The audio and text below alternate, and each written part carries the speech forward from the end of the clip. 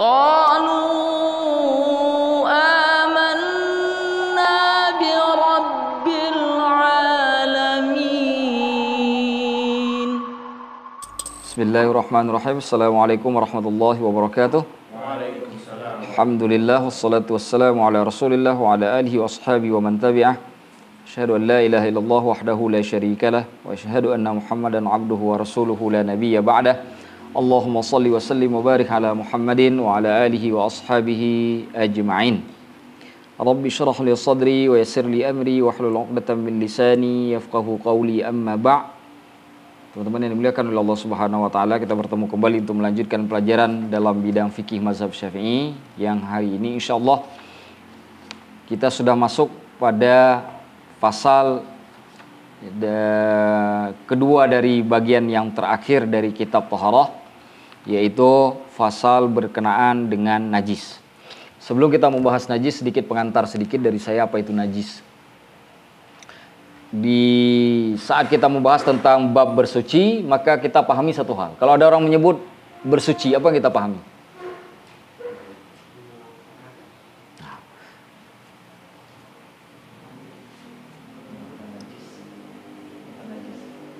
Menghilangkan najis dan hadas. Itu dalam mazhab Syafi'i. Ya, bukan hanya najis tapi juga hadas. Hadas terbagi dua. Hadas kecil, hadas besar. Nggak ada hadas pertengahan. Hadas kecil contohnya kentut. Nah, hadas kecil ini kita bisa hilangkan dengan cara berwudu. Hadas besar kondisi kita setelah keluarnya mani. Ya, setelah berhubungan badan. Kemarin sudah kita jelaskan ukuran-ukurannya. Dan cara membersihkannya harus dengan cara mandi wajib. Ya, atau mandi janabah. Ya, kalau dalam bahasa fikihnya. Nah, dalam bab hadas ini tidak banyak. Hadas ini tidak banyak terjadi. Terjadi karena hanya dua bab itu saja. Yang paling sering itu najis. Karena najis itu banyak sekali. Contoh misalkan. Kencing itu najis kan? Berapa banyak hewan di atas muka bumi ini? Berapa banyak manusia di atas muka bumi? Maka sebanyak itulah najis itu. Ya.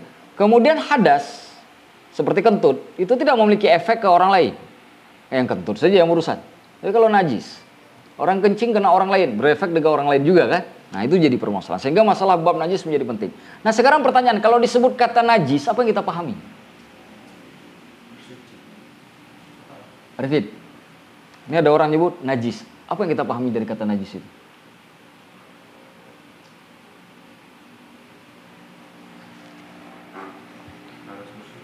Hah? Harus bersuci. Oke, kita stop situ. Kotor.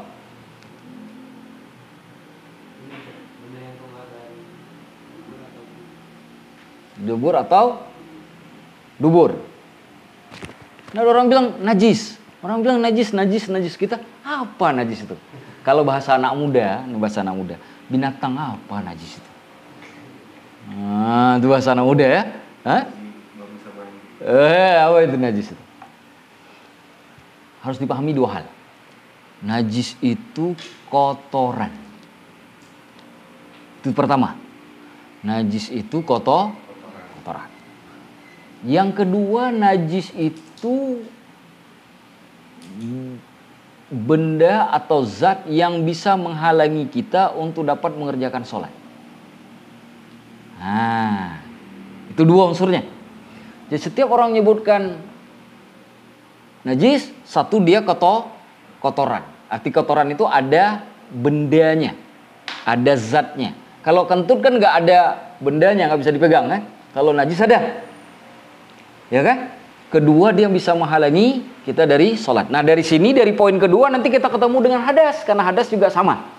Hanya saja nanti di poin pertama, hadas itu kondisi yang menyebabkan kita kotor.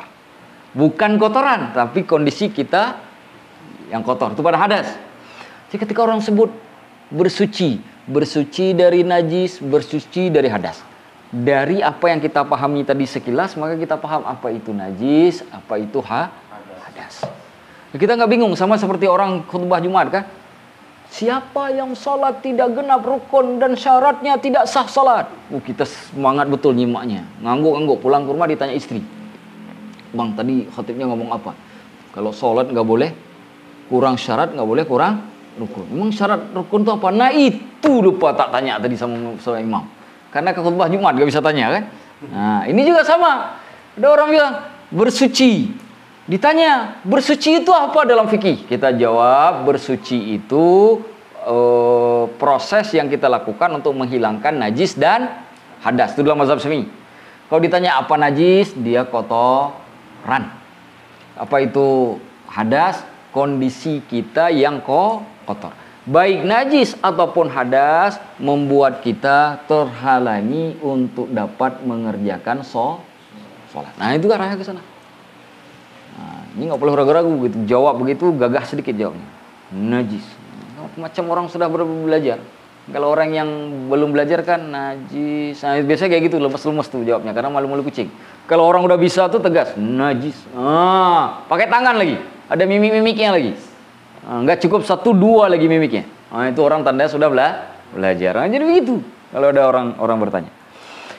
Nah, itu najis. Karena najis itu banyak, maka bab najis disebutkan secara khusus. Kenapa? Karena hadas sudah dibicarakan pada bab wudu dan bab mandi. Udah kita pelajari. Sekarang kita khusus mempelajari bab najis. Ingat, beberapa pembahasan sebelumnya itu sudah kita bahas tentang najis. Cuma belum dalam ruang lingkup yang utuh. Hanya masih potongan-potongan kecil. Nah, pasal ini ingin mengumpulkan semua najis itu dalam satu kesatuan supaya kita benar-benar paham. Apa saja itu najis, kemudian bagaimana cara membersihkannya, terbagi kepada berapakah jenis-jenis najis itu. Oke? Nah, sebelum kita sampai sana, mari kita lihat kitab di halaman 9. Bismillahirrahmanirrahim. Qala al-musannifu rahimahullah wa nafa'ana bi ulumihi fid dharaini amin. Faslun, fasal, wa kullu ma'i'in, setiap cairan kharaja yang keluar minas sabilaini, dari 2 jalan. 2 jalan itu maksudnya dubur dan kubul. Kubul depan, dubur belakang. Najisun, adalah najis. Illal adami, illal mani, kecuali mani. Jadi semua yang keluar dari 2 jalan itu semuanya najis. Semuanya najis kecuali kencing. Najis. Kalau belakang apa? Tahiyah. Bahasa lembutnya tahiyah. Pup, pup bahasa anak mudanya ya, bukan bahasa fushahnya. Apa? Feses. Itu bahasa resminya. Bisa ilmiahnya. Feses. Ketika banyak yang nggak paham, Fitra yang tanggung jawab, bukan saya yang tanggung jawab.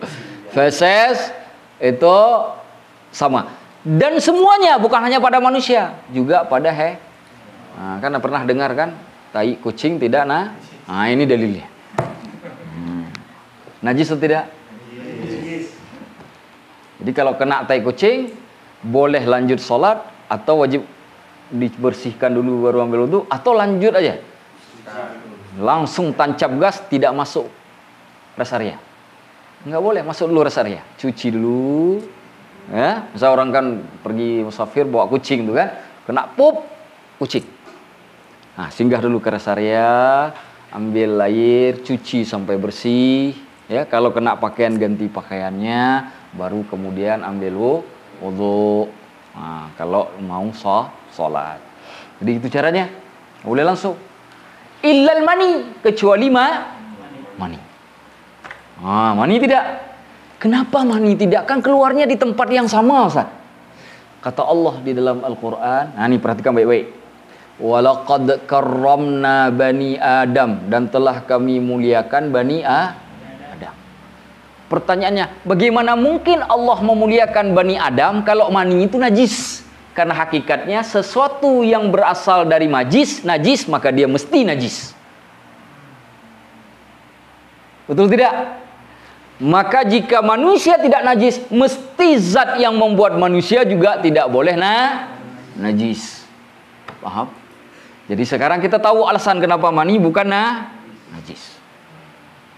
Kencing kenapa najis? Karena itu bukan unsur yang membentuk manusia. Pup kenapa najis? Karena bukan zat yang membuat kita ada. Tapi mani itulah zat yang dengan izin Allah bisa mengembangbiakkan umat manusia. Jikalaulah dia itu najis, maka semua manusia yang sekarang sudah lahir semuanya najis. Bagaimana cara membersihkannya? Kecuali kita bunuh semua orang. Karena melekat kan? Nggak mungkin.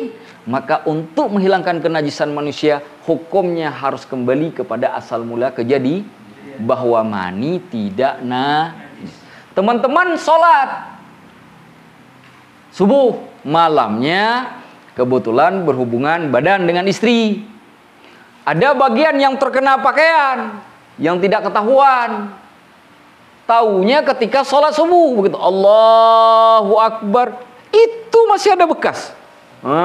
Gitu kan? Lanjutkan sholatnya. Karena tidak batal. Kenapa tidak batal? Mani hukumnya suci, bukan najis. Nah, bisa dipahami? Mudah kan memahaminya? Nah, ini ada hadis. Ya, dengar. Hadisnya diriwayatkan oleh Imam Bukhari dan Muslim dari Sayyidah Aisyah. Sayyidah Aisyah istri Rasulullah langsung. Kata Sayyidah Aisyah, "Kana Rasulullah sallallahu alaihi wasallam yaghsilul mani." Rasulullah SAW mencuci air mani. "Tsumma yakhruj ila sholati fi dzalika thawb." Lalu Rasulullah keluar menuju salat dengan pakaian yang terkena mani yang dicuci tadi. Wa ana anduru ila atharil ghasli, sedangkan aku melihat kepada bekas cucian dari mani pada pakaian Rasulullah. Tidak diganti setelah pakai langsung dari Rasulullah. Dalam riwayat Muslim yang lainnya disebut, laqad kuntu ahukkuhu, aku kemudian mengorek mani, maksudnya maninya Rasulullah, ya bisan yang sudah mengering, bidufri dengan kuku-kuku, kata Sayyidah Aisyah, min thawbihi dari pakaian Rasulullah. Jadi ada bekas mani pada pakaian Rasulullah yang sudah mengering dan itu dikorek dengan kuku oleh Sayyidah Aisyah. Rasulullah sudah selesai. Itu sudah menunjukkan bahwa mani itu tidak busa itu dengan pup seperti itu. Bisa. Ada kena pup kucing, pup anjing. Lihat sampai kering, korek aja begini sholat. Bisa? Nggak bisa. Nggak boleh. Karena itu najis. Ini dalil bahwa mani bukanlah najis. Jadi kalau ada orang tanya, bagaimana mungkin mani itu tidak najis? Nggak masuk akal. Orang tempat keluarnya kencing kok nggak najis?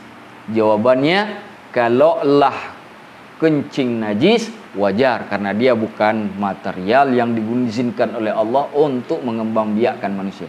Berbeda dengan mani. Kalaulah mani itu najis, maka semua kita ini bernajis. Sedangkan Allah berfirman di dalam Al-Quran, وَلَقَدْ كَرَّمْنَا بَنِي Adam. Maka sungguh kami telah memuliakan anak Adam. Bagaimana kita memahami ayat Allah di surah At-Tin, laqad khalaqnal insana fi ahsani taqwim. Allah ciptakan kita sebaik-baik bentuk, sedangkan bentuk kita saja dibentuk dari najis. Bagaimana mungkin? Bagaimana kita memahami ayat tersebut? Maka mani bukan najis. Nah, itulah hukum yang benar. Baik. Nah, sekarang ada dua bab. Tadi pada kalimat yang disebutkan kulluma i'in, setiap cairan.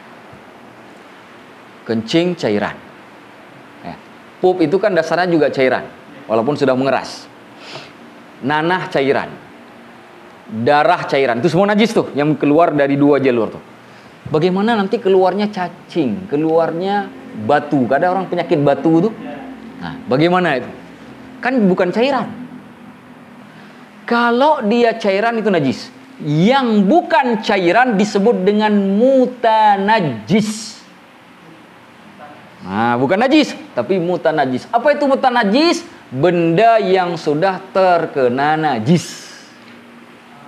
Nah, keluar cacing tuh, keluar batu tuh, maka batu dan cacing disebut bukan najis, tapi terkena najis. Bisa dipahami? Kalau kita pegang batunya, kita pun kena najis karena dia sudah bernajis. Tetapi batu itu pada hakikatnya tidak najis, tapi terkena najis karena keluar melalui saluran yang bernajis. Bisa dipahami? Nah, saya ulangi sekali lagi biar mudah memahaminya.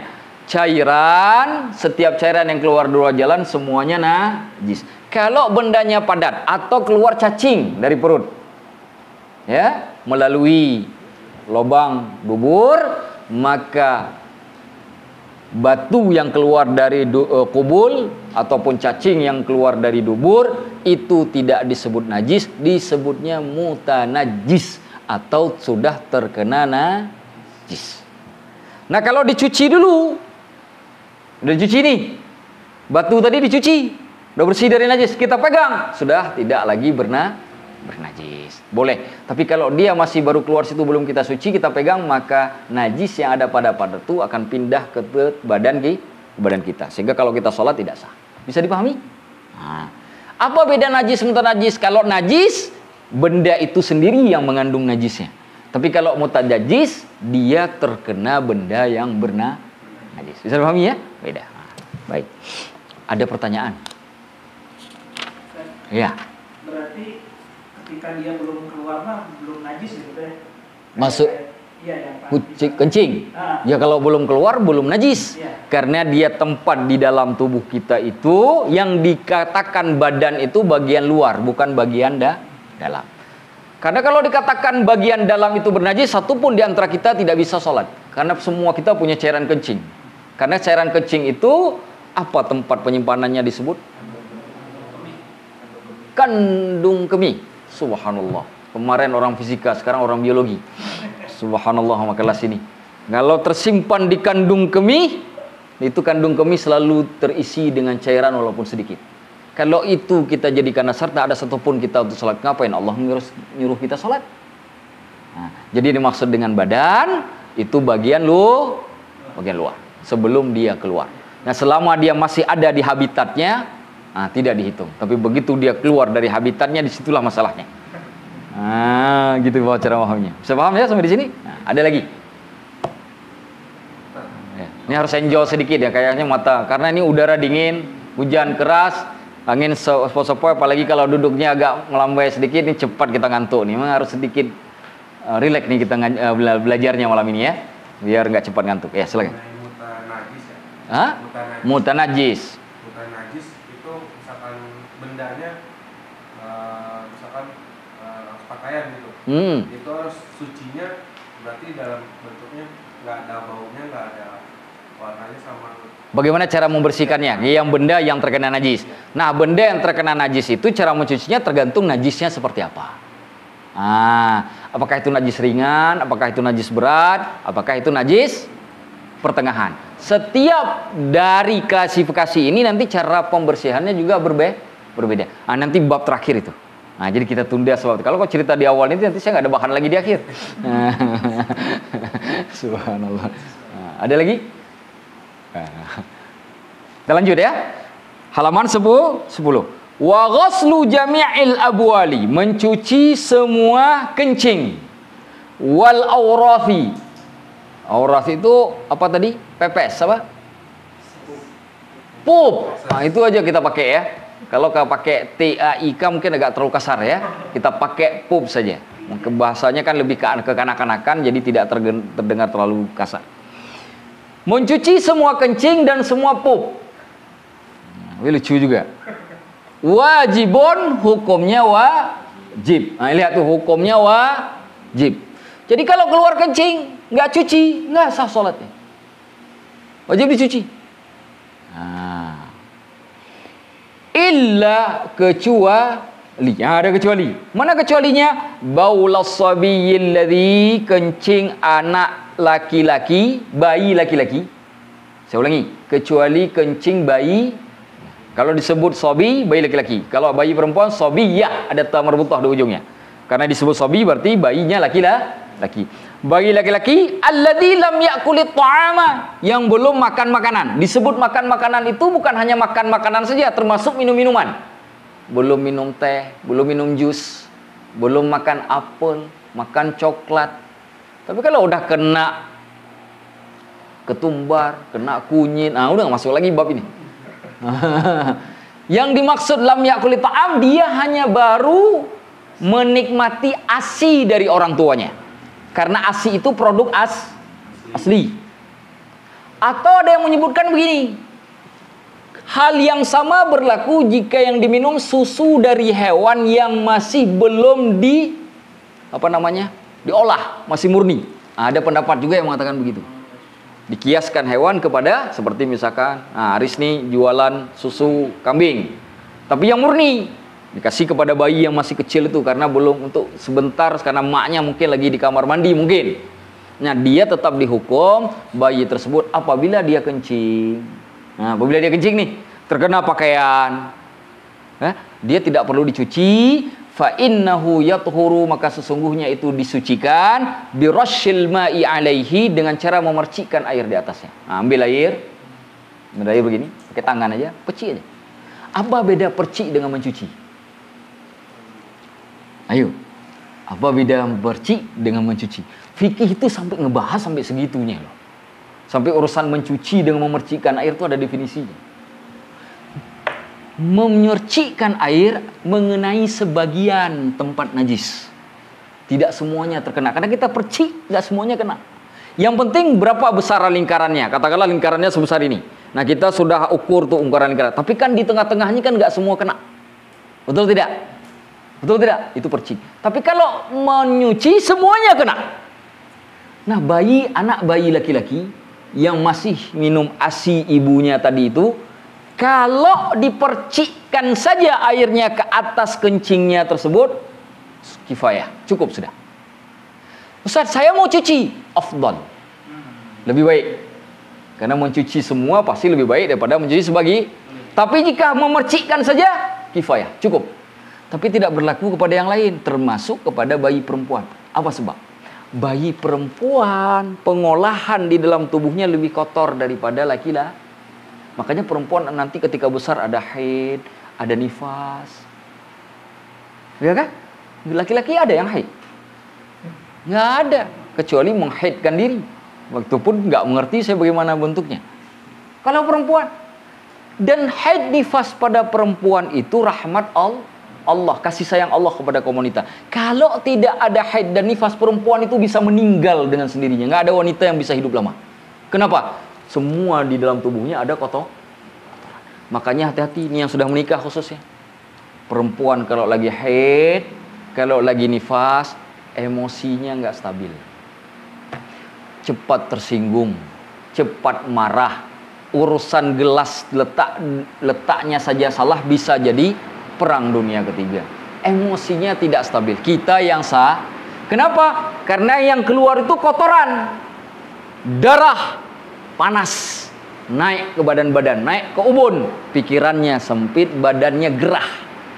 Tahu kan kita berada di negara yang derajatnya 50 derajat Celcius, nggak ada AC, nggak ada kipas angin.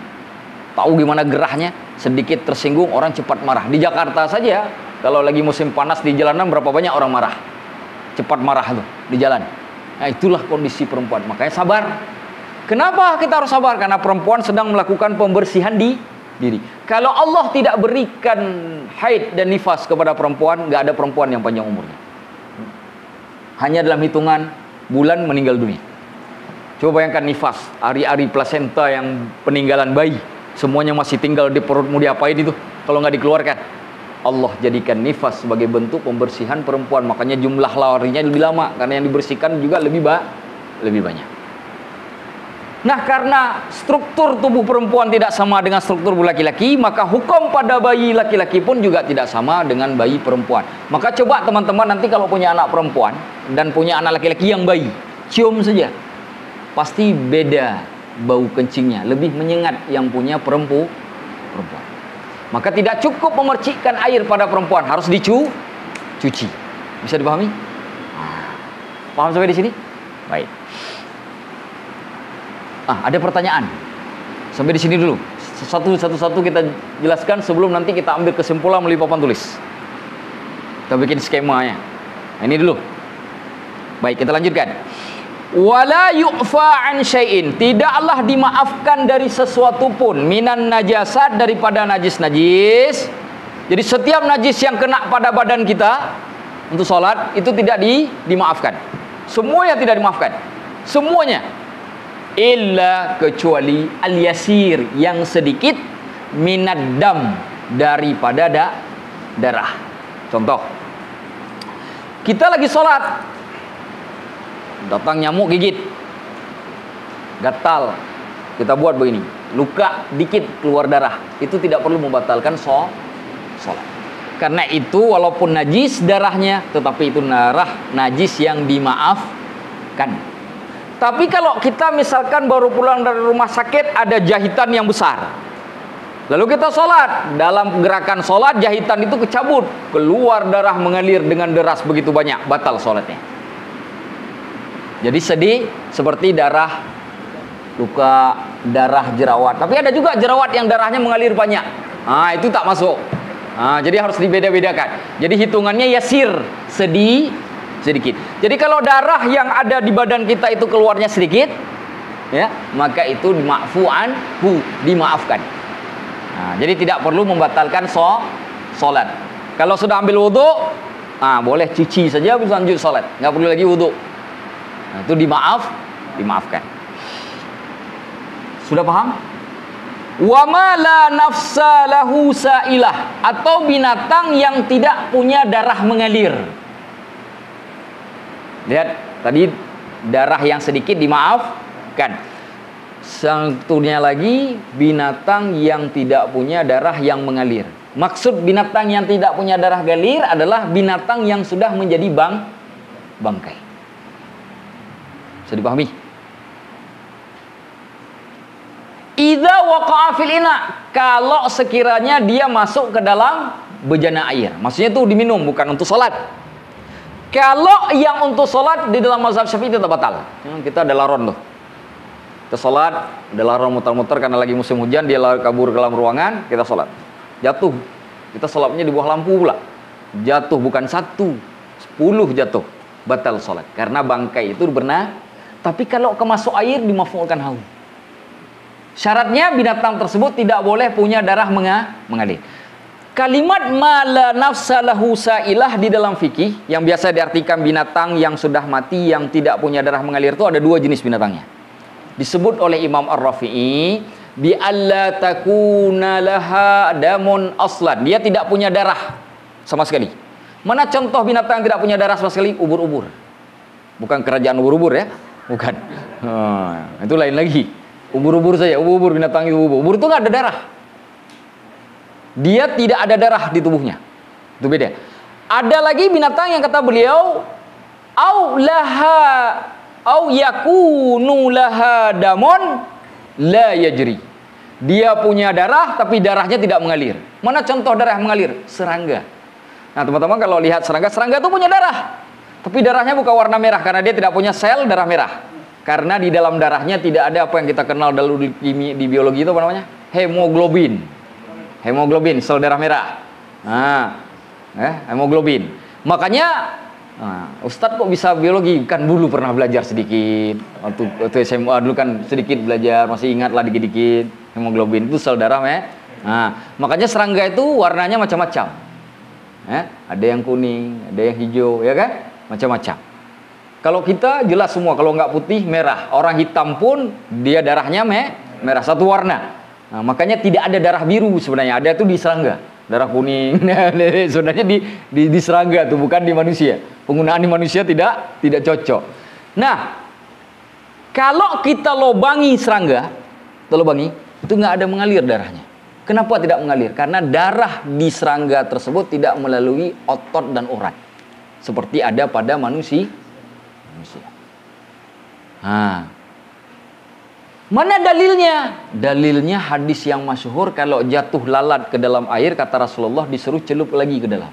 Kenapa? Karena di satu sayapnya ada racun, di satu sayapnya yang lain ada penawar. Pertanyaannya, kalaulah itu najis, ngapain Rasulullah suruh celup ke dalam? Habis itu airnya disuruh minum. Karena sudah ditawar racun dari yang dibawa oleh salah satu sayapnya lalat tadi. Inilah yang diperhatikan oleh ulama, dan kemudian para ulama menganalisanya begini. Oh, karena ini binatang yang dia merupakan binatang yang memiliki darah yang tidak mengalir. Bisa dipahami? Nah, makanya teman-teman nanti tiba-tiba ngelihat ada binatang yang terbangnya tidak beraturan, frustasi, dihimpit oleh beban hidup karena ditinggalkan oleh pasangannya, lalu pasrah sambil menutupkan mata, terjun bebas dari atas, jatuh ke dalam minuman, mati. Jangan dibuang airnya, cukup celupkan ke dalam, buang lalatnya, minum airnya. Itu ma'fu'an. Pada badan sedikit darah. Pada minuman, binatang yang tidak punya darah mengalir, atau binatang yang tidak punya darah sama sekali. Kalau dia jadi bangkai, masuk ke dalam air, masuk ke dalam makanan. Nah, lagi makan kebuli, jatuh laron 10, mau dibuang kebulinya mahal betul. Ya kan? Ya, ini bangkai. Nah, karena sudah belajar fikih, ambil 10 laron itu pisahkan. Ya kan? Makan lagi kebuli. Hei, bangkai. Sudah sampai bab najis kami. Kami sudah belajar bab najis. Itu kalau jatuh ke dalam minuman, begitu juga ke makanan, itu ma'fu'an. Makanya kalau masuk semut ke dalam air, jangan dibuang airnya. Buang semutnya, minum airnya. Paham? Masuk ke dalam makanan, jangan dibuang semut di air makanannya, buang semutnya, makan makanannya. Itu najis yang ma'fu'an. Karena semut, serangga, lalat, laron, apa lagi? Koma CS. Banyak, hitung sendiri itu CS-nya. Koma CS. CS itu apa? Customer service. Customer service, singkatan apa itu CS? Dan kawan-kawan maksudnya ya. Saya nggak tahu CS itu. Nah, itu semua jenis-jenis itu semuanya ma'fu anhu kalau masuk ke dalam ke dalam wadah. Wa mata fihi, dan dia mati di dalamnya. Nah, ketika jatuh tadi mati itu. Fa innahu la yunajjisuhu, maka dia tidaklah membuatnya menjadi najis. Bisa dipahami? Ingat, berarti dari bab ini ada binatang, bangkai binatang. Kemarin kan kita bilang semua bangkai binatang yang tidak disembelih hukumnya najis. Ternyata ada binatang pada bab ini yang tidak dihitung najis, walaupun sebenarnya dia najis, tapi najisnya dianggap bukan najis karena sudah dimaafkan. Betapa sulitnya kita hidup kalau benda-benda kecil itu, binatang-binatang kecil itu semuanya tidak diringankan oleh Allah. Sulit betul. Lagi makan, datang semut, buang. Belum lagi kita bikin yang udah datang lagi, dia buang lagi. Akhirnya bikin kopi, habis kopi mix 1 bungkus, 1 renceng itu, nggak jadi diminum. Kenapa? Semut terus. Maka ini bab disebutkan oleh ulama, kata para ulama, hadal bab min babin khaffafahullahu wa yassarahu lil insan. Bab di mana Allah meringankan dan memudahkannya untuk manusia. Karena hukum najis itu dari Allah, maka cuma Allah yang bisa membebankan, Allah pula yang bisa meringankan. Wallahu a'lamu bissawab. Ada pertanyaan? Ya. Berarti pada dasarnya ketika dia sengaja dimakan gitu kan? Sengaja dimakan? Iya, yang pas misalnya kan semut gitu, yang pas dari semut udah makan gitu kan. Itu berarti masih boleh berarti tadi. Nah, pada bab makan itu belum sampai ke situ. Karena ini apakah menajiskan makanan dan minuman, apakah masalah makan. Kalau makan itu kan nanti babul ma'kulat. Nah, nanti ada babnya di sini. Karena nanti ada jenis-jenis binatang yang boleh halal dimakan, ada juga yang haram dimakan. Ya kan? Mana yang haram dimakan? Contoh misalkan yang punya taring, yang punya cakar, yang sangat menjijikkan, yang hidup di 2 alam nyata dan alam gaib. Atau alam maya. Kalau zaman sekarang kan udah 3 alam sekarang, tambah alam maya kan. Alam maya, alam nila, alam apa lagi? Alam safitri. Jadi alam lain-lainnya. Maya kan nama perempuan kan? Dan lain-lainnya. Yang saya maksud bahwa binatang yang hidup 2 alam. Contoh mana? Kodok. Mana lagi? Buaya. kadal kita, kadal gurun enggak, karena dia di satu tempat. Kadal kita di dua tempat tuh. Kadang di air, kadang di darat, dia kan? Apalagi? Hah? Kura-kura, terus kepiting. Ada kepiting tuh yang juga di dua air itu. Cuma jenis-jenis kepiting ini banyak. Saya karena bukan ahli biologi tak bisa saya sebutkan satu-satu. Nah, saya hanya bisa menyebutkan teori kalau dia hidup di dua alam, maka dia dalam mazhab Syafi'i tidak boleh dimakan. Bagaimana yang kecil-kecil tadi? Kayak apa tadi? Semut. Makan, kemakan. Nah, selama dia tidak haram, selama dia bukan yang menjijikan. Karena nggak masukkan dari satupun yang saya sebutkan tadi. Ada nggak? Cuma memang semut tidak disembelih. Gimana cara sembelih semut? Jadi jangan makan semut nanti disembelih. Nggak bisa disembelih semut itu. Nah, jadi tidak haram apabila semut itu masuk ke dalam badan. Bahkan dalam medis pun semut itu bisa jadi obat ya, untuk penyakit ya tertentu. Nah, nanti juga ada pembahasan masih panjang ini, seperti lintah. Lintah itu apakah halal dimakan atau tidak? Karena ada juga kan nanti yang seperti itu, kan dijadikan obat segala macam tuh. Panjang itu pembahasan, nanti kita bahas saja nih. Kalau kita bahas ini datang terus nih, satu persatu nih, nggak habis-habis. Kuda Nil, kuda laut, anjing laut, nggak habis-habis nih. Ya, biar nanti babnya khusus kita bahas. Ini nggak nyampe-nyampe bab kita nih. Udah. Kalau misalkan cairannya itu baru nyadar setelah sholat, apakah dimakan itu? Maksudnya gimana itu? Misalkan ada luka nih, cairannya itu keluar darahnya banyak. darahnya. Wajib ulang sholat. Karena keluarnya ketika kita masih sholat. Tetap tidak sah sholat kita. Kecuali kita sudah lewat waktu, misalkan baru tahunya pas isya misalkan, ya, kan di belakang yang kita nggak lihat, ternyata begitu sudah 3 jam, tadi keluar darah, udah masuk waktu isya. Itu tidak mengapa. Tapi kalau masih ada waktu sholat itu wajib diulang, karena itu najis menyebabkan sholat yang kita lakukan tadi tidak sah. Bisa dipahami? Ada lagi? Makanya biar tidak terjadi kejadian seperti itu, sebelum sholat perhatikan dulu badan kita. Sudah bersihkah? Apakah masih ada kencing yang sesak? Apakah perut yang sedang berbunyi? Nah, perhatikan semua. Apakah mau kentut? Kentut aja dulu. Jangan ditahan, nanti kasihannya pada rakaat kedua. Yang kasihan orang di samping. Dia gak khusyuk kan gara-gara kita nahan kan kentut. Lepas saja dulu sebelum sholat. Lebih baik ngulang wudhu daripada kita menderita pada saat sholat. Itu perjuangan menahan kentut itu juga kadang-kadang tidak gampang, seberat perang Badar juga. Ya, makanya hukum menahan kentut itu hukumnya makruh. Allahu a'lam. Kalau misalnya bekas luka atau gigitan, kan pakai perban. Iya. Darahnya rembes saja gitu. Kan kelihatan tuh merah di perban yang putih itu kelihatan merah. Kalau dia tidak keluar mengenai badan yang lain, maka tidak haram dihukum kepada darah istihadah. Makanya darah istihadah itu nggak boleh ngerembes, ditahan, ditutup. Karena darah istihadah itu bukan darah haid, tapi darah kotor yang keluar pada bagian kelaminnya wanita, ya, setelah habis masanya haid. Sebagian orang tuh nanti kita bahas nih di minggu selanjutnya, haid, nifas dan istihadah kita bahas.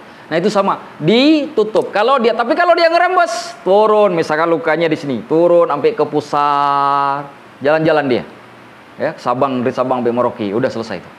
Salat kita wajib dibatalkan. Dibersihkan dulu darah tadi, ya, dengan air sampai bersih, nggak ada sisa. Kemudian ditutup, jangan sampai dia merembes kemana-mana, baru salat kembali.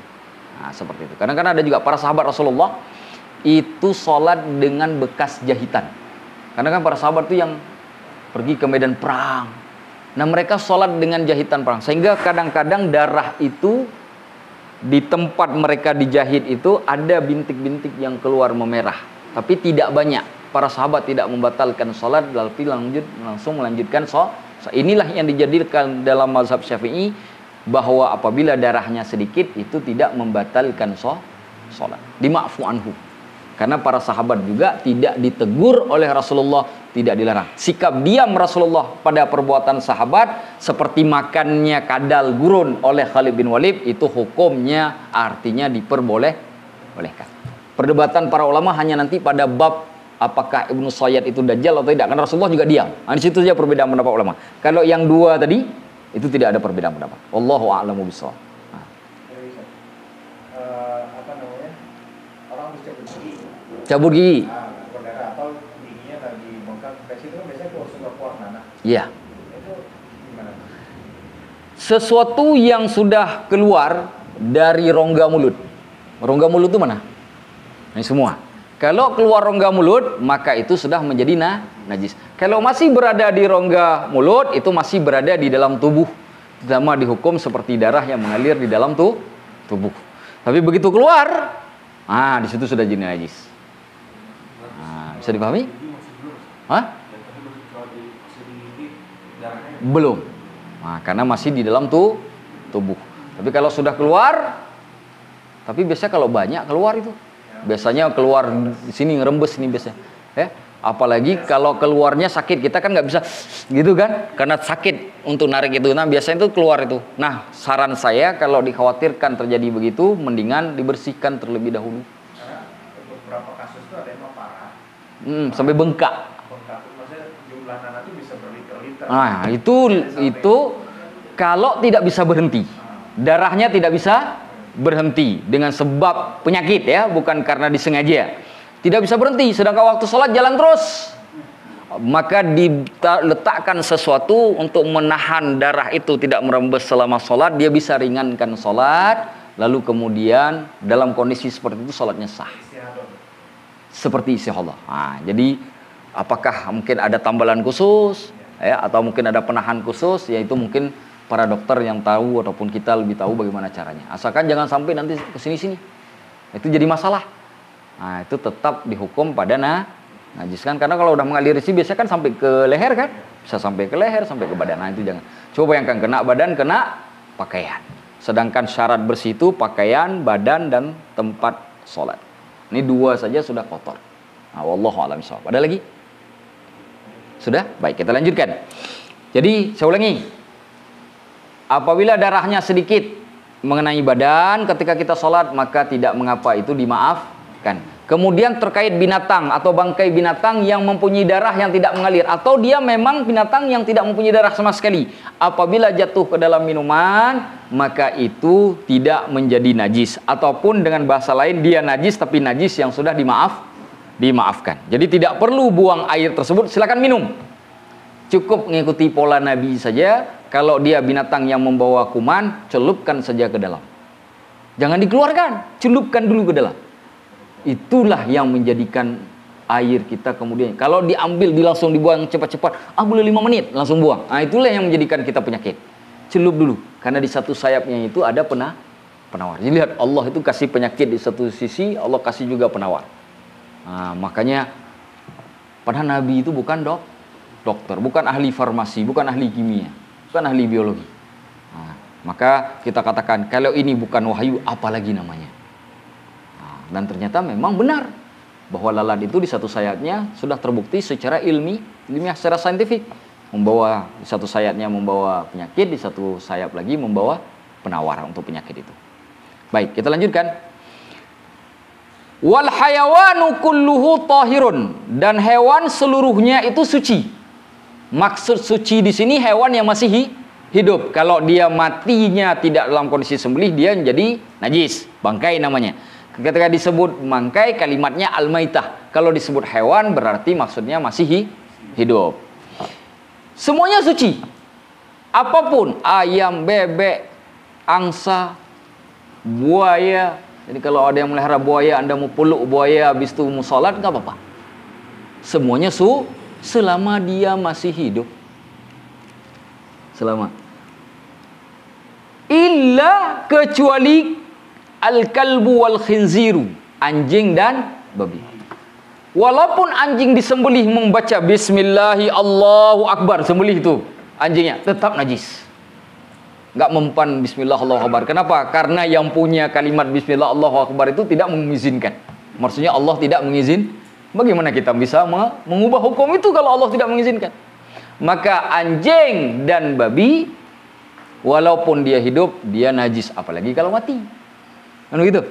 Wa ma tawallada minhuma, ataupun yang lahir dari keduanya. Anjing nikah sama anjing, siapapun walinya, siapapun KUA-nya, penghulunya, tetap yang lahir dari anjing nikah dengan anjing itu najis. Babi nikah sama babi, kawin dengan babi, yang lahir dari babi itu dia adalah najis. Au min ahidihima, atau dari salah satu keduanya. Anjing kawin dengan babi, dikawinkan, lahir anak, apapun bentuknya, mau lahirnya seperti manusia tetap najis. Hah? Double najis. Atau yang kawin dengan binatang suci. Anjing dikawinkan dengan kambing, lahir anak kambing. Wajahnya kambing, semua kambing. Kata Aris, nih bisa kita masuk farm kita nih. Kata Aris, najis. Kenapa? Bapaknya anjing. Memang ibunya kambing, tapi karena bapaknya anjing tetap najis. Itu kambing tidak bisa disentuh, tidak boleh dimakan ataupun disembelih. Terus gimana juga Ustaz? Ya hukumnya seperti anjing kebanyakan. Anjing mau gimana? Ya begitulah dia. Atau babi dinikahkan sama ayam, lahir bentuknya kayak bebek misalkan, tetap hukumnya apapun. Kan ini bisa saja terjadi kan, teknologi sudah canggih. Saya hanya supaya kita nggak ngantuk saja. Karena memang bisa saja tuh kawin silang itu bisa pada hewan. Nah cuma saya biar ini kita nggak ngantuk. Ini sudah jam 11 nih soalnya. Beban kita sekarang bukan belajar fikihnya, beban mengelawan setan ini nih. Nah, makanya harus sedikit kita bikin suasana belajarnya itu, karena ini anak-anak muda tuh biar sedikit ada gairah, yang matanya tetap kebuka, ya. Nah, yang lahir dari anjing, walaupun anjingnya satu bukan dua-duanya, sedangkan yang satunya lagi hewan suci. Kalau ada unsur anjing dan babinya situ, tetap yang lahir dari situ tetap najis. Bisa dipahami? Ada pertanyaan? Termasuk semua zat, kayak misalnya ada bayi tabung, tapi binatang misalnya, sama juga. Sama. Binatang, manusia kawin sama anjing, lahir manusia, misalkan najis manusia. Makanya jangan pikir yang aneh-aneh. Karena memang kita hidup di zaman edan sekarang, banyak sekali kegiatan yang edan sekarang. Maka jaga keluarga, jangan sampai kemudian menjadi manusia edan. Itu yang saya maksudkan. Itu yang diinginkan oleh Allah sebenarnya. Udah dikasih manusia kok cari anjing. La haula wala quwata illa billah. Manusia ini memang sudah luar biasa. Dikasih perempuan minta laki-laki. Dikasih ganteng-ganteng. Ini bukan ganteng-ganteng serigala. Ganteng-ganteng kok lagi serigala ini. Oh. Ini ganteng-ganteng gorila ini. Bahaya ini. Ini mengerikan. Jadi kita ini semuanya ada alamnya masing-masing. Jadi tetaplah dengan alam kita, ya. Allah kasih kita wanita, maka puaslah di kita dengan pasangan yang Allah berikan. Sudahlah tak cari manusia, cari hewan pula. La haula wala quwata illa billah. Naudzubillah. Manusia ini sudah benar-benar sudah jauh sekali. Baik. Bagaimana dengan kuda laut dan anjing dengan babi laut? Anjing laut. Anjing najis, babi najis. Bagaimana dengan anjing laut dan babi laut? Ada babi laut? Kalau nggak ada ya sudahlah, anggap aja. Kalau anjing laut ada kan? Nggak, anjing laut ada. Anjing laut ada. Nah, bulu babi. Anggaplah ya. Sekarang bagaimana? Di dalam mazhab Syafi'i. Semua yang di laut itu dihukum dengan samak, ikan. Halal. Oke? Tapi tidak dengan mazhab Hanafi. Nah, ini perbedaannya di sini. Mazhab Hanafi, kullu ma yuharramu fil barri wa kadzalika hukmuhu fil bahri. Setiap yang diharamkan di darat hukumnya sama pada lautan. Jadi anjing najis, anjing laut pun najis. Kata mazhab Hanafi. Yang menariknya ada orang bertanya, Ustadz, kan anjing laut banyak betul, berarti najis dong air lautnya? Oh enggak, karena lebih di atas 2 kula. Nah itu jawabannya. Itu jawabannya. Itu jawabannya loh. Nah, kenapa jawaban begitu? Kita harus membela juga orang mazhab Hanafi. Walaupun berbeda pendapat tidak boleh kita caci, karena itu juga mazhab ahli sunnah wal jamaah. Nah, maka menjawab dua kulah itu untuk membuat orang yang ingin tanya macam-macam. Tanya macam-macam. Kau banyak betul kan anjing laut? Najis, berarti airnya najis dosa. Tidak, karena dua kulah selama tidak berubah rasa, warna, ataupun bau. Berubah rasa air laut gara-gara anjing laut? Tidak, berarti masih suci. Karena airnya lebih dari bukan dua kulah itu. Triliunan kulah itu. Maka lebih luas dari daratan. Saya bacanya pun kayak bahasa Arab, daratan. Baik, sudah bisa dipahami sampai di situ? Baik. Enak kan kalau kita belajar tahu hukum kan? Jadi gampang. Wal maitatu kulluha, bangkai seluruhnya najisah. Kalau tadi yang hidup, sekarang hewan yang sudah mati. Kalau semuanya mati itu najis kecuali yang disembelih. Yang tadi yang kemarin ditanya oleh Ashraf, membunuh menyembelih. Masih ingat? Kalau membunuh artinya mati tanpa syar'i, tidak sesuai syariat.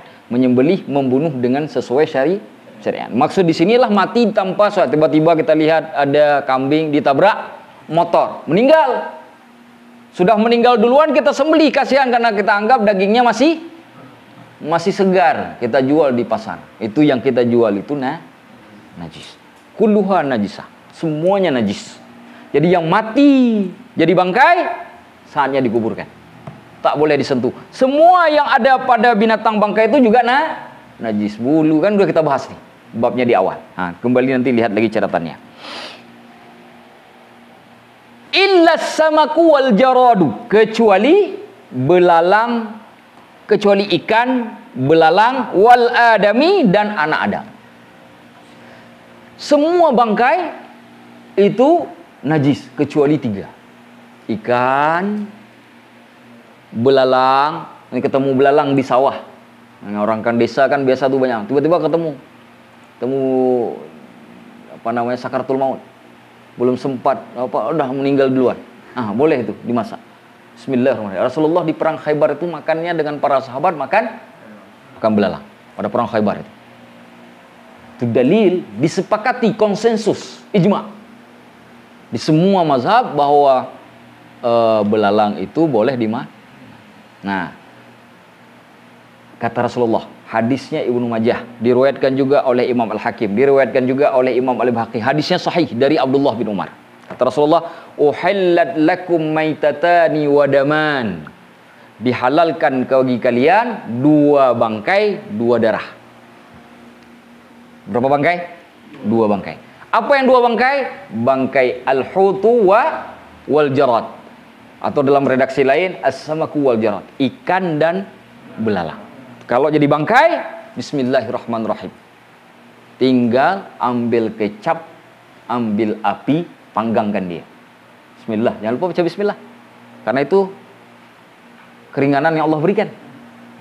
Tapi kalau udah busuk, itu cerita lain. Ada busuknya. Itu cerita lain. Kan begitu?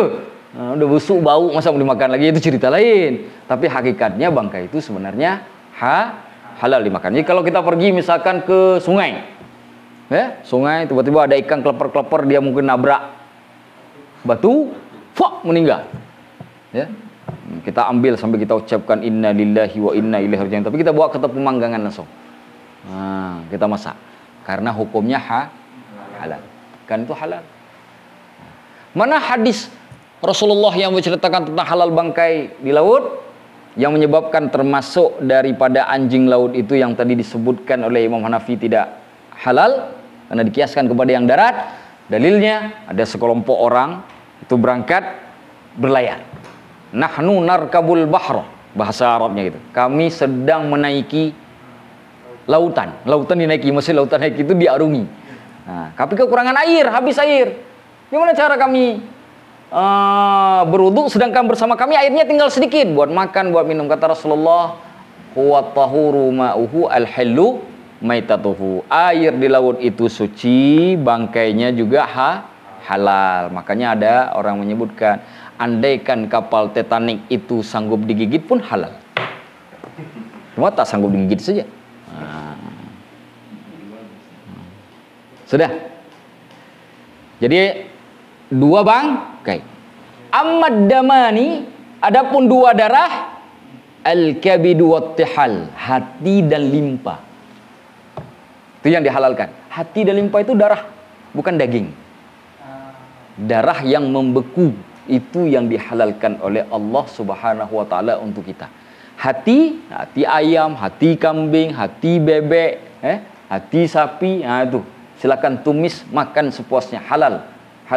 Limpa itu dia ada di bagian kiri, di bawah tulang rusuk. Biasanya manfaat dari limpa itu untuk menjaga kerusakan tubuh apabila ada zat asing yang masuk ke tubuh. Makanya orang sakit limpa itu biasanya suka lelah, dikit-dikit lelah. Disuruh jalan 2 meter udah lelah dia. Itu limpa tuh, dia menyaring. Itu ada di sini. Itu pun halal dimakan. Sama seperti hati. Hati-hati di Jawa itu ada namanya, saya baru tahu, ada yang namanya saren atau didih. Saren dan didih itu biasa dijual tuh di warung-warung makan. Itu bukan limpa, bukan hati, itu murni darah yang dikukus. Itu haram dimakan. Hati-hati teman-teman. Kalau ngelihat ada yang mirip-mirip hati, merah-merah atau coklat-coklat atau hitam-hitam tuh di warung-warung, biasanya tuh banyak di Jawa Tengah, Jawa Timur itu, ya, saya baru tahu juga. Nah itu saren, orang biasa menyebutnya saren. Didih ada juga menyebutnya, katanya didih. Nah itu kalau misalkan ngelihat mirip-mirip kayak limpa begitu, tanya dulu itu apa. Kalau disebut didih atau saren, nah tinggalkan. Itu najis, kalau dimakan haram. Dan transaksi pada yang najis juga hukumnya haram. Maka harus ada yang mendakwahi supaya saudara-saudara kita tadi kalau muslim tidak lagi melakukan penjual belian darah. Hati-hati. Jadi tidak semua darah itu halal, hanya 2 saja, hati dan limpa yang dibolehkan oleh Rasulullah. Yang lain tidak boleh. Tapi di masyarakat kita ada yang kemudian darah itu dikeringkan. Bayangkan ada ayam disembelih, darahnya diambil, dikeringkan, dikukus. Kan mirip limpa kan? Mirip limpa kan? Kita pikir limpa, ternyata bukan. Maka ditanya dulu dengan benar-benar sebelum dimakan. Hati-hati. Kalau ragu, beli saja telur. Telur itu sudah pasti halal. Sudah? Baik. Wal adami dan anak Adam. Kenapa anak Adam? Hakikat bangkai itu di dalam bahasa, secara bahasa itu setiap yang mati. Kan begitu kan? Nah, itu bangkai. Hanya saja penyebutan anak Adam itu walaupun berasal dari kata yang sama tidak menggunakan kata maitatu, tapi menggunakan kata mayyit. Kenapa dibedakan Ustaz? Untuk menunjukkan pemuliaan. Kalau anak Adam dibunuh, kalau binatang jadi bangkai. Kalau dibunuh, anak Adam dibunuh, jadi bangkai tidak? Jadi najis tidak? Tidak. Ada saudara kita misalkan ditabrak oleh mobil, ya kan? Lalu kita peluk, kita cium, itu halal. Karena tidak bernajis. Selama kita tidak terkena darahnya, darah di tubuh korban, hanya terkena kulitnya. Kalau kita mengambil wudhu, tidak batal wudhu kita dan kita boleh sholat kembali tanpa harus mengulang wudhu dan membersihkan badan. Bisa dipahami? Anak Adam. Baik anak kecil, bagi anak perempuan. Tapi kalau bukan mahram, batalnya karena bukan mahram. Nah, kalau yang mahram, tidak batal. Wallahu a'lamu bishawab. Wa yughsalul ina'u, bejana itu dicuci min wulughil kalbi wal khinziri, dengan sebab jilatan anjing dan babi 7 marrat, 7 kali. Ihdahunna bit turab, salah satunya dengan tanah. Kapan kita cuci dengan tanah? Jadi yang dimaksud dengan 7 kali itu, ini ilustrasi saja. Siapkan ember 7 ember. Nggak perlu ember gede-gede. Ya, gayung gitu kan. Siapkan 7. Yang salah satunya dicampur dengan tanah. Tanahnya nggak perlu ngambil 1 sekop. Apalagi 1 timba besar.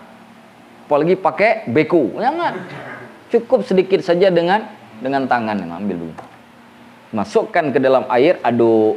Sudah. Pastikan seperti debu ataupun tanah yang kita pakai untuk tayamum yang suci. Karena kalau tidak suci, itu jadi air yang suci, jadi air yang najis, tidak suci. Karena tidak sampai 2 kula.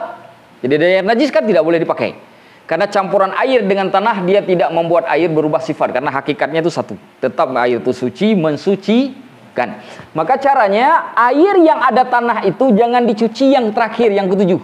Karena nanti butuh ember yang ke-8. Karena ada tanah. Ini kan 7 saja kan? Jadi cuci yang 1 atau yang 2 sampai yang 6. Sehingga yang 7 sisakan air yang bersih. Sudah, cuci saja. Asalkan airnya merata di tempat jilatan itu, ya. Kalau mau di dalkun juga boleh, ya. Selesai itu, sudah selesai, bersih. Sudah bersih. Pakaian begitu, badan begitu, rumah begitu, dan seterusnya. Bisa dipahami? Wa yughsalu min sa'irin najasati marratan. Itu bukan marratin tuh, marratan, diubah tuh, ya. Dicuci dari seluruh najis-najis yang selain dari anjing dan babi tadi itu marratan, 1 kali saja. Nah, jadi nggak perlu cuci misalkan kita terkena kencing anak. Pindah lagi ke ember kedua, pindah lagi ember ketiga. Kebanyakan hancur bajunya. Nah, cukup 1 ember saja, masukkan dia, tenggelamkan dia ke dalam air, ya, gocek sedikit aja, udah pindah, udah dia udah bersih. Nggak perlu ya, 1 kali. Wathalathatu afdal, tapi 3 kali lebih baik. Nah, kenapa 3 kali lebih baik? Sama dihukum seperti ada hukum wudu, takdi, watathlith, sunnah. Menjadikannya 3 kali itu hukumnya sunnah. Maka pada juga mencuci najis, jika 3 kali diulang hukumnya juga sunnah. Jadi kena tai cicak, ambil air cuci 3 kali. Sunnah. Kalau bisa hilang sekali sudah cukup. Nah, sudah. Wa idza takhallalatil khamratu, apabila arak menjadi cuka. Satu hal dipahami, arak itu najis atau tidak? Arak itu najis atau tidak? Hah? Saya ulangi, arak itu najis atau bukan? Najis. Cuka najis atau bukan? Banyak, saya ulangi. Banyak yang ragu-ragu nih. Atau saya besok saya balik lagi. Kita selesaikan malam ini. Cuka najis apa? Tidak. Minuman keras najis atau tidak? Najis. Buktinya kan orang mabuk nggak boleh suruh dekat salat. Wala taqrabus salata wa antum sukara. Jangan dekati salat kalau kamu dalam kondisi mabuk. Betul tidak? Lantas apa hubungan minuman keras dengan cuka? Dulu masa Rasulullah, minuman keras itu dibuat dari buah-buahan yang mengandung zat gula yang tinggi, seperti anggur. Biasanya buah-buahan yang punya kadar gula yang tinggi juga bisa dibuatkan cuka. Kalau di Indonesia tuh pernah lihat air aren, pohon aren. Pohon aren itu pohon yang besar yang dipukul-pukul tek tek tek di atasnya itu. Itu bisa bikin cuka, juga bisa bikin air mabuk. Juga bisa bikin manisan. 3 tuh bisa dibikin.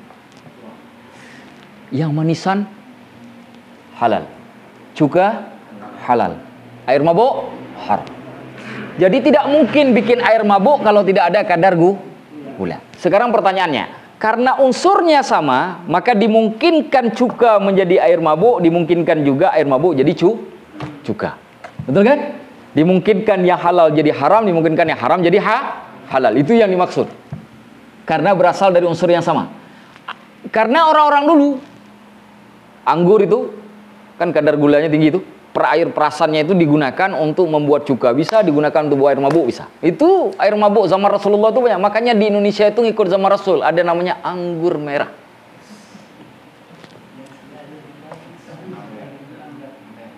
Ya kan? Kenapa? Karena memang dari dulu sudah ada itu.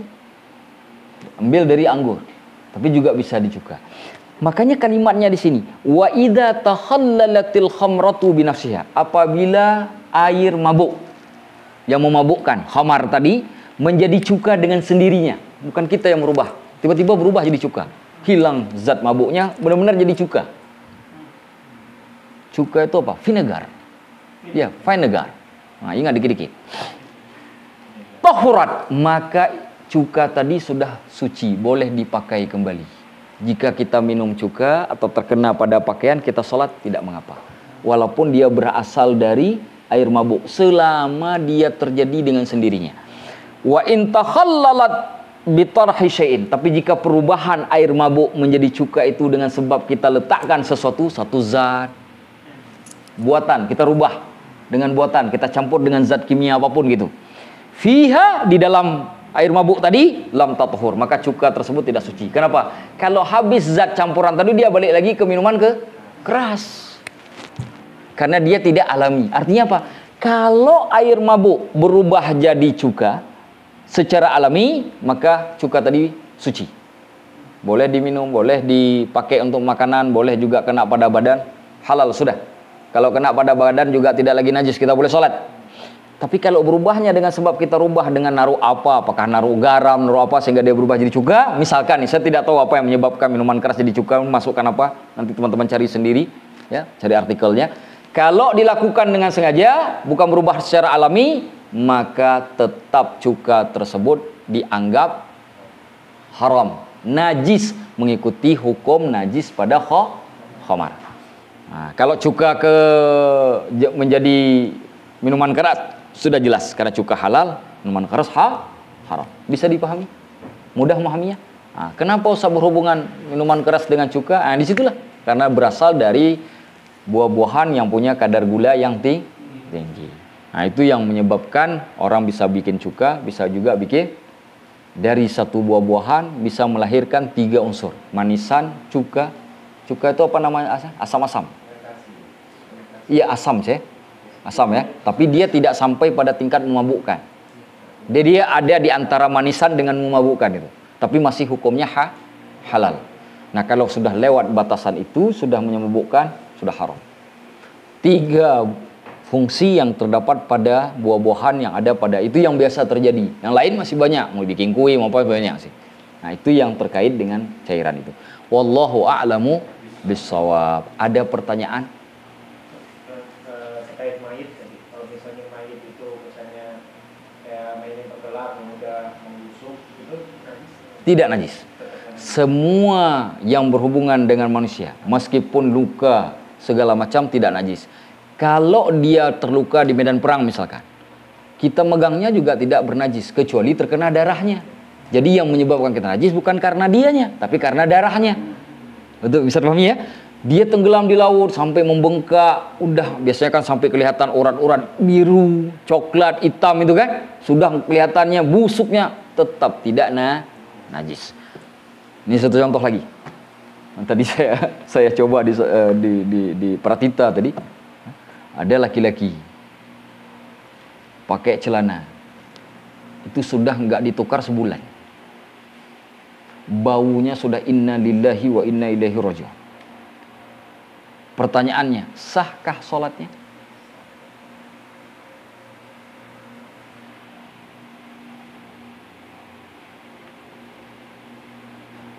Hah?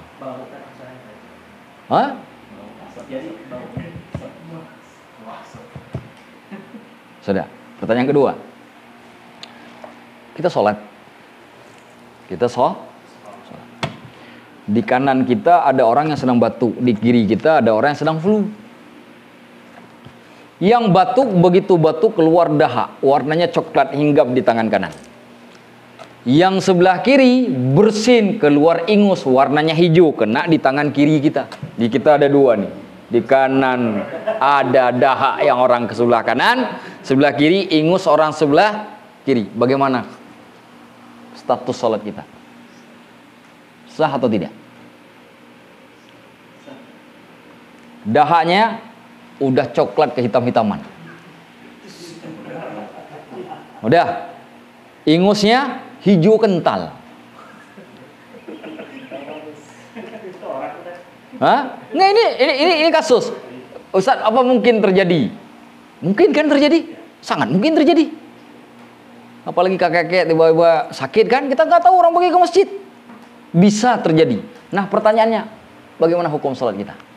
Nah, untuk menjawab 2 pertanyaan itu kita harus tahu dulu ada berapa jumlah najis di atas muka bumi. Itu dulu harus tahu. Nah, Untuk memperjelas itu kita baca kitab di Safinatun Najah lebih bagus. Kalau di sini sudah ada juga, cuma tidak berurutan. Kalau di sini lebih berurutan. Jadi kita harus tahu dulu jumlah najisnya ada berapa. Ingat, najis seluruhnya jika dikalkulasi itu totalnya hanya ada tulis. Nah, jumlah najis keseluruhan itu totalnya ada 1.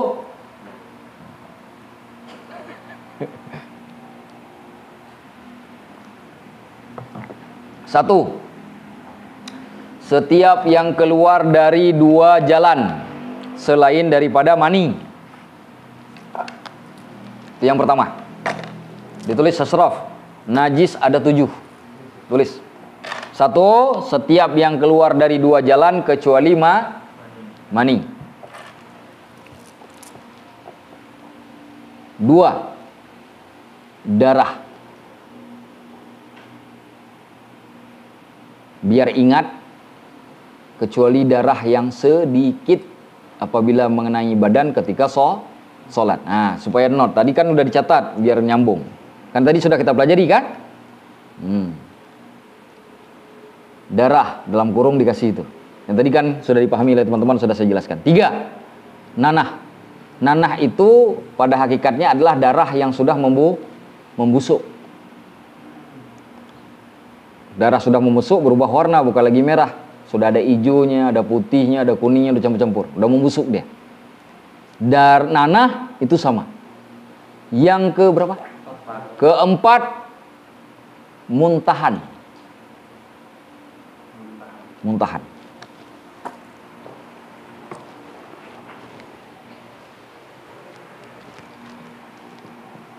Yang kelima, khamar.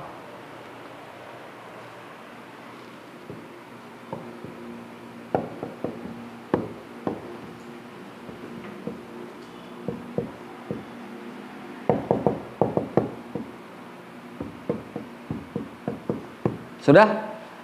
Yang ke-6, bangkai.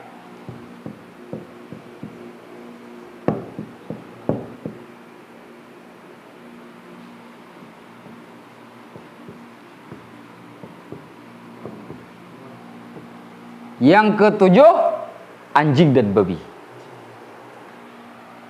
3 tadi apa? Nanah. Nah, ini bahasa Arabnya. Sama urutannya dengan itu ya. Yang keempat tadi apa? Muntahan.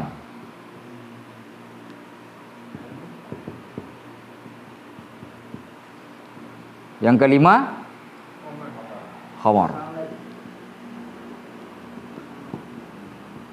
Yang keenam, bangkai ya, al-maitah.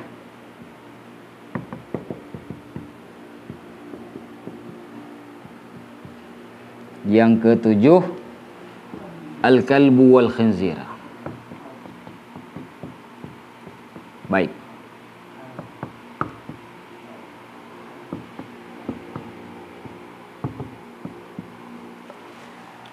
Tuh. 7 semuanya jenis najis. Selain yang ini bukan najis. Balik ke pertanyaan.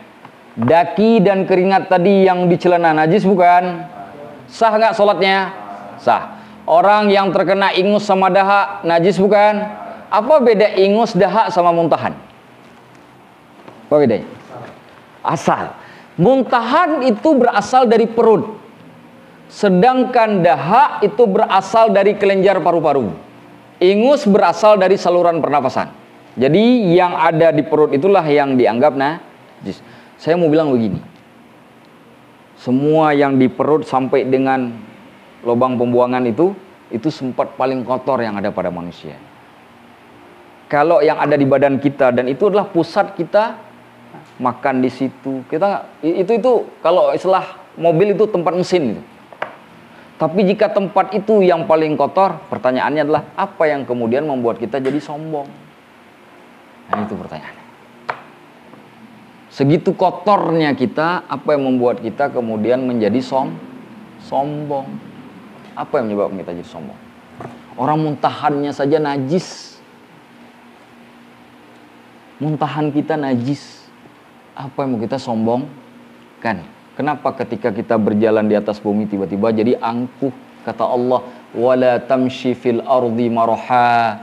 Jangan kau berjalan di atas muka bumi ini dengan sifat angkuh, belenggak-lenggok macam engkau pemilik bumi, padahal engkau hanya dititipkan bumi ini oleh Allah. Itu hikmahnya ke sana. Pahami itu baik-baik. Sudah? Alhamdulillah. Nah, ketujuh dari najis ini dibagi kepada tiga bagian.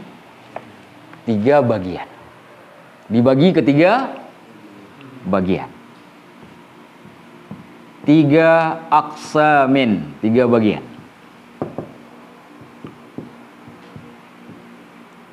Apa yang 3 aqsamin? 1, mukhaffafah.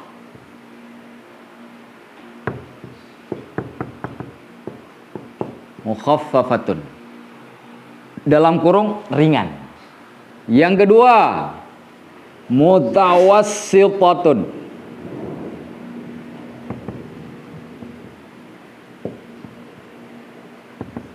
Yang ketiga, mutaghallidatun.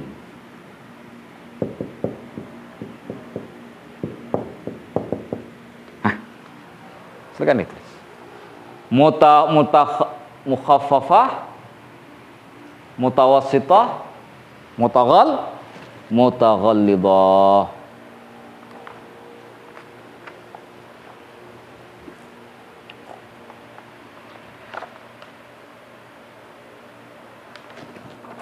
Sudah. Nah, sekarang kita mau ngambil yang 7 ini, kita masukkan di sini. Kan gitu caranya. Yang ini mau kita ambil, kita masukkan ke sini. Ini dari yang 7 ini, mana yang masuk ke 1, mana yang masuk ke 2, mana yang masuk ke 3. Bisa paham? Ringan, pertengahan, Ini kita ambil nih yang 7 ini nih. Kita masukkan ke sini nih. Ini nomor 1 kemana masuknya? Ini nomor 2 masuk ke mana nih? Kita mau bagi-bagi bagiannya nih. Dari 7 ini. Nah, itu cara mudah untuk memahami atau mempelajarinya. Bisa dipahami? Nah, perhatikan. Pada poin pertama ingat, semua cairan yang keluar dari 2 jalan. Ada satu cairan di sini yang bukan najis, yaitu mani. Maka mani ini dikeluarkan dulu dari yang 7 ini. Sudah. Setelah dikeluarkan 7 ini, khusus nomor 1 itu ada satu najis, yaitu kencing bayi laki-laki. Ingat, kencing bayi laki-laki. Artinya, kencing anak perempuan, bayi perempuan, kencing orang dewasa laki-laki, kencing orang dewasa perempuan tidak termasuk. Hanya kencing bayi laki-laki yang dari nomor 1. Keluarkan, masukkan ke nomor 1. Nah, masukkan ke nomor 1. Menjadi mukhaffafah, ringan. Itu yang kencing anak laki-laki tadi tuh. Bayi laki-laki bukan anak laki-laki. Karena laki-laki ada yang makan permen. Nah, ini bayi laki-laki. Oke, kalimatnya begitu ya, bayi ya, bukan anak. Nah, sudah? Berarti di sini masih ada kan? Tahi, kencingnya masih ada kan? Nah, itu masih kita sisakan. Yang kita ambil 1 dulu. Sudah? Jadi begini, cara menghitungnya itu biar gampang begini. Ngambil dulu yang nomor 1, ngambil nomor 3. Sisanya nanti jadi nomor 2. Nah, gitu caranya. Sekarang yang mana nomor 3? Yang ada di nomor 7. Nah, nomor 7 itu milik nomor 3. Anjing dan babi. Nah, bawa kepada najis mutaghallidah. Anjing dan babi. Tarik, seret, tarik. Berarti tinggal yang 1 sampai 6. Yang 1 kan masih ada ya. Cuma 1 yang diambil kan? Berarti yang sisa 1 sampai 6 ini itu adanya di nomor 2 mutawassitah. Gampang kan? Cara klasifikasinya enak kan? Gampang betul. Nah.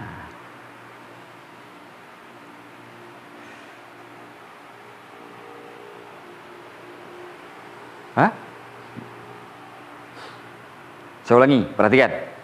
Sedikit. Ini mau selesai kita, mau habis. Udah 5 menit lagi pas jam 12, saya paling lebih 10 menit. Perhatikan biar cepat.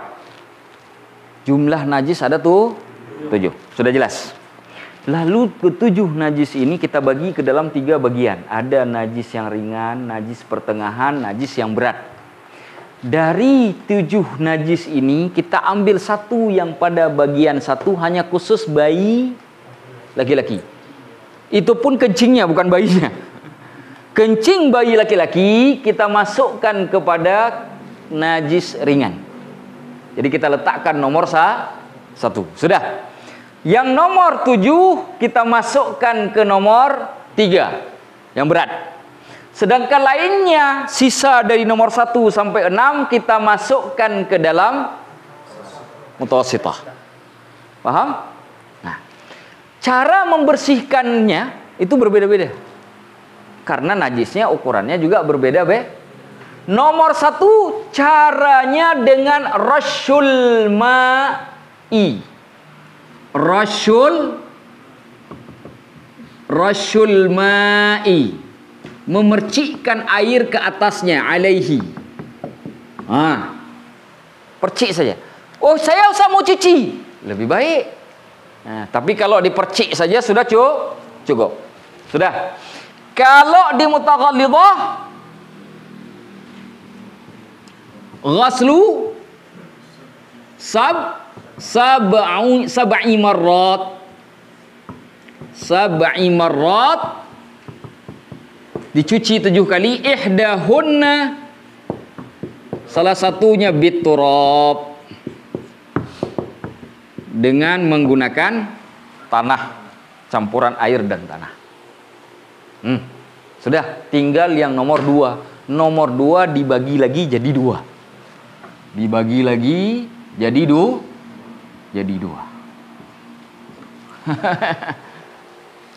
Susah. Diagramnya susah nggak? Nggak kan? Gampang kan memahaminya? Ini paling mudah. Kalau tadi jelaskan sesuatu yang baca tadi agak bingung tuh. Ya kan? Karena dicampur aduk. Kayak ini kan lebih gampang.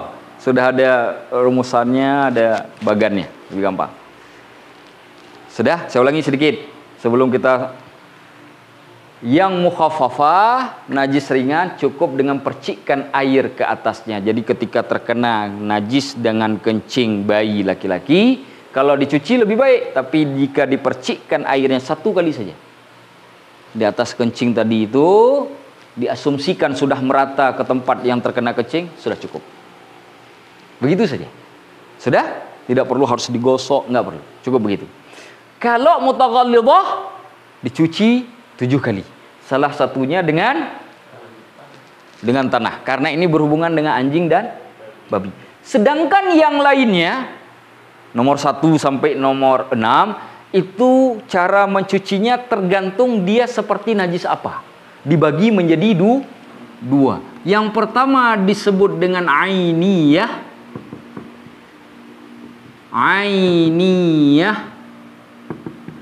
Yang kedua disebut hukmiyah.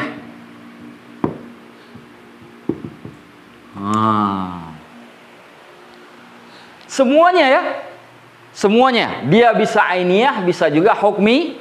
Nah, tergantung. Kalau nanti semua najis 1 sampai 6 ini jadi ainiyah, cara bersihnya beda dengan cara hukmiyah. Sudah ditulis dulu.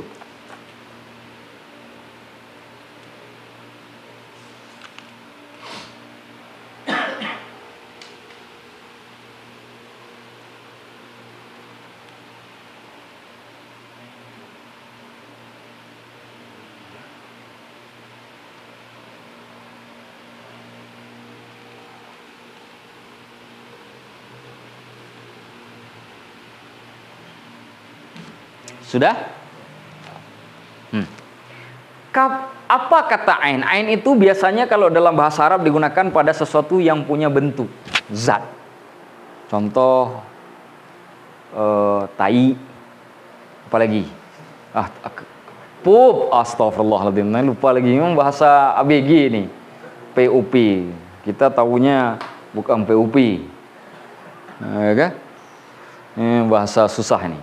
Pup. atau muntahan, nanah itu kan terlihat ya, darah terlihat. Kalau dia ada bentuk, maksud ada bentuk, ada warna, ada rasa, ada bau. Tulis. Ainiyah itu maksudnya apabila dia ada rasa, ada bau, ada warna.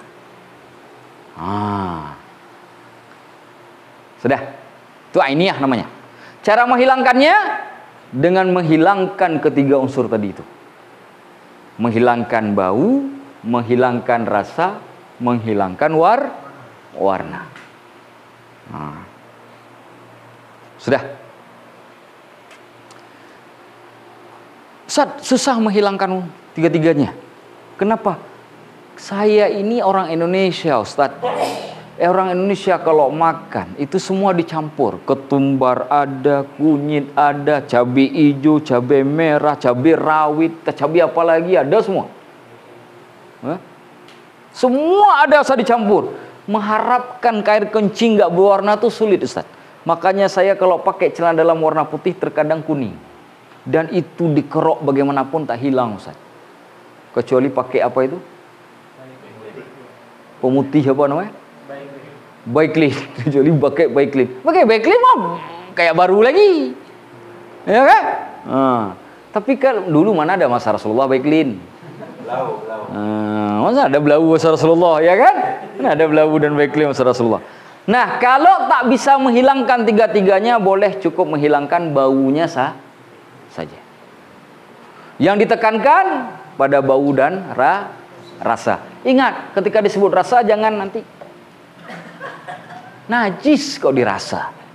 Pakai di lidah pula. Dikira-kira lah, kan kita ini orang cerdas. Allah kasih pikiran, begitu dibilang dirasa itu bukan berarti dijilat. Rasa-rasa. Bisa dipaham? Nah, yang paling penting diingat, itu yang penting biasanya dikurannya dengan bau itu sudah boleh dicucinya 1 kali. 3 kali lebih baik. Kalau tidak cukup 1 kali, ya tambah 2 kali. Kalau enggak ya jadi 3 kali.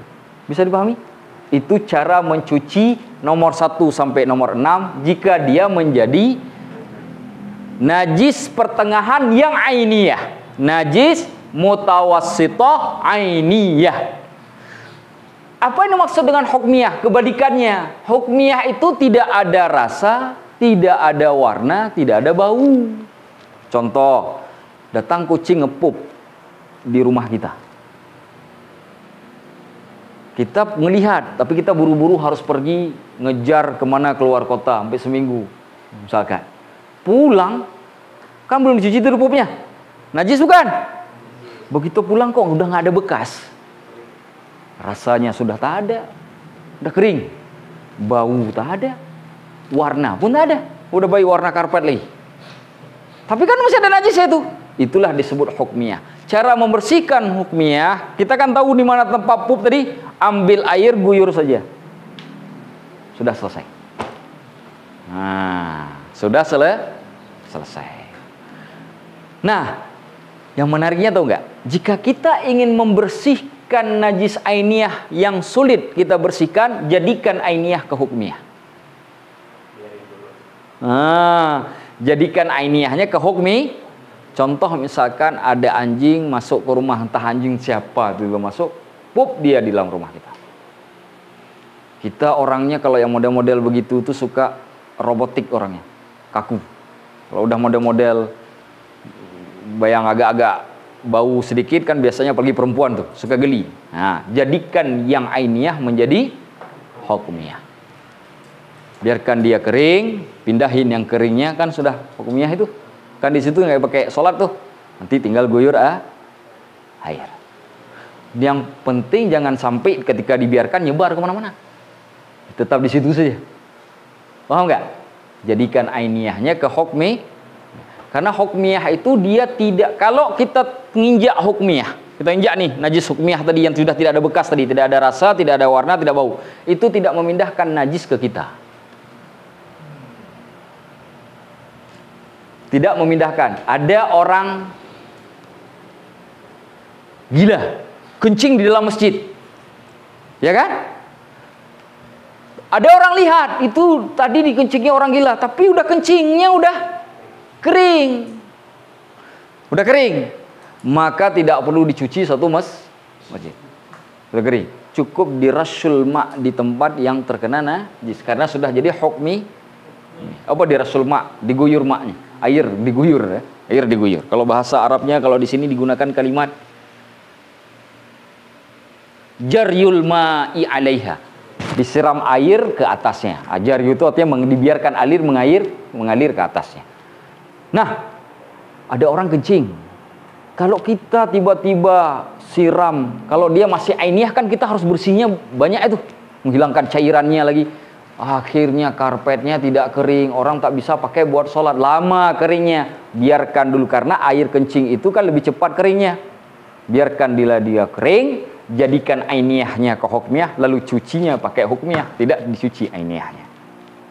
Nah, itu cara salah satu metode merubah mencuci yang ainiyah. Kalau ada kesulitan boleh disiasati untuk hukmiyah. Tapi ingat, kalau yang benda seperti pup biasa susah karena takutnya terkena angin, terbang-terbang kalau udah kering, ya kan? Nah, susah. Tapi yang paling enak itu cairan seperti kencing, apalagi darah. Nanah, cairan itu paling enak. Kalau yang sudah mengeras seperti pup, apalagi di sini, muntahan, nah itu sulit. Diubah ainiyahnya ke hukmi. Yang paling mudah itu ya itu dijadikan. Ya teman-teman nih misalkan anak kencing di tempat tidur, nggak ada waktu buat cuci, kan masih basah tuh. Jadikan dulu ainiyahnya ke hukmiyah. Nah, gitu caranya. Itu yang kita kerjakan di pesantren dulu kayak gitu. Siapa mau cuci kasur? Capek betul cuci kasur itu. Jemurnya setengah mati. Kalau hujan, udah kita cuci lagi sama Allah. Di mana kita tidur? Di mana kita tidur? Ya kan? Nah, makanya caranya gimana? Kita jadikan ya ainiyahnya ke hukmiyah terlebih dahulu. Baru nanti diguyur air di atas yang hukmiyah itu. Itu sudah mengering. Gurui air saja. Hasil gurui air itu, airnya biarkan merata ke semua bagian yang terkena najis tadi, yang sudah menjadi hukum hukmiyah, yang tidak ada lagi rasa, tidak ada warna, tidak ada bau. Bisa dipahami? Bisa dipahami sampai sini? Nah, wallahu a'lamu bis-shawab. Ada pertanyaan? Ustaz, yang maksud yang tadi itu jadi ini bukan kasur ya tadi, kena kencing begitu. Berarti kita membiarkannya alami sehingga hilang rasa dan bau, atau mungkin boleh disegerakan misal pakai hair dryer kayak gitu ada sebagainya atau gimana? Kalau pakai angin dikhawatirkan airnya itu menyebar. Karena najisnya bisa menyebar maka membasahi sekitarnya. Biarkan aja dia kering dengan alami. Karena dengan alami jangan sampai ada angin, karena angin itu bisa membawa gerak air. Bayangkan pada awan. Nah, jadi biarkan saja alami, dia kering dengan alami. Nah, kalau khawatir tidak bisa, jangan diubah. Itu syaratnya. Enggak mengerti ini mengubah ainiyahnya ke hukmi, biarkan dia dicuci sebagai cuci ainiyah sampai bersih. Dicucinya itu bukan hanya sekedar guyur air. Nah, harus dihilangkan bau, hilangkan rasa, hilangkan warna. Nah, itu kan cara mencucinya kan lebih ekstra dibanding kita cuci hukmiyah. Kalau hukmiyah itu kan udah nggak ada bau, nggak ada rasa, udah kering, namanya udah kering sih, ya kan? Makanya sebelum masih cair banget, jangan gunakan angin, matikan dulu kipas angin, karena itu bisa membawa kemana? Nggak terkena bagian atas, terkena bagian dalam, nggak terkena bagian dalam, terkena bagian bawah, karena kasur itu kan tebal kan? Nah, maka caranya ketika ada kencing begitu, biarkan dengan posisi begitu, jangan ditiduri dulu, matikan semua angin, biarkan dia sampai kering. Setelah kering baru dikeluarkan keluar rumah, baru dicuci dengan cara hukmiyah. Paham? Paham maksud saya? Nah, ada lagi? Sudah tahu beda hukmiyah dengan ainiyah? Ada lagi? Ingat, najis hukmiyah tidak berpindah. Bayi kencing di kasur udah kering, datang kita pegang begini, itu tidak berpindah kencing yang sudah jadi najis hukmiyah tadi itu ke tangan kita. Yang berpindah itu yang ainiyah, yang hukmiyah tidak berpindah. Makanya Kenapa dia sasati dari ainiyah ke hukmiyah itu? Karena itu, karena dia tidak lagi memindahkan najis dan prosesnya lebih cepat. Wallahu a'lam bishawab. Nah, coba saja nanti, misalkan nanti tunggu anaknya ada, pasti kencing dia. Saya sekali bilang sama istri jangan pakai pampers, mau praktek ilmu fikih. Kalau mengenai dia kencingnya di lantai, Ustaz. Ya. Nah, itu harus diguyur atau bisa dipel ya, Ustaz? Iya, diguyur bisa dipel. Kan begitu kan? Iya, diguyur bisa dipel. Kan nggak mungkin diguyur nggak dipel, airnya kan lari kemana kan? Nggak bisa langsung metode apa ngepel gitu? Enggak. Boleh dipel selama dipel itu tidak ada unsur apapun yang membuat air yang ada, yang kita siram tadi itu berubah sifat. Nggak ada sabunnya. Nah, itu. Masih dalam kondisi airnya masih suci, mensucikan. Bisa dipahami? Nah, iya boleh. Nah, sampai hilang bau, sampai hilang rasa, sampai hilang warna. Ya udah, boleh. Nah, saya kali khawatir kalau pakai pel itu biasanya orang pakai sabun kan. Nah, biasa pakai sabun ya. Apa-apa, boleh. Ada lagi? Cukup? Ini bagan daripada najis di dalam maka kita temukan jawaban orang yang terkena inus di sebelah kirinya tadi, yang warnanya hijau, terkena dahak di sebelah kanannya yang warna coklat kehitam-hitaman, dia boleh melanjutkan tidak batal sholatnya. Ustaz, saya tak tahan Ustaz, sudah tak khusyuk sholat. itu cerita lain. Hakikatnya itu bukan najis. Wallahu a'lamu. Sama, ada satu lagi. Daki pusar gimana, Ustaz? Hah? Daki pusar. Sama. Daki pusar itu bukan najis. Ada satu dari 7 ini enggak? Saya lihat 7 ini. Masuk ke mana yang 7 ini? Dia bukan keluar dari salah satu dari 2 jalan, tapi keluar dari jalan ketiga. Enggak ada jalan ketiga. Adanya cuma 2 jalan. Jalan ketiga tidak ada. Adanya cuma 2 jalan. Mata yang keluar dari pusat daki gitu kan. Daki di pusat tuh biasanya karena dia menempel, maka itu bukan najis. Nah, misalkan lagi sholat.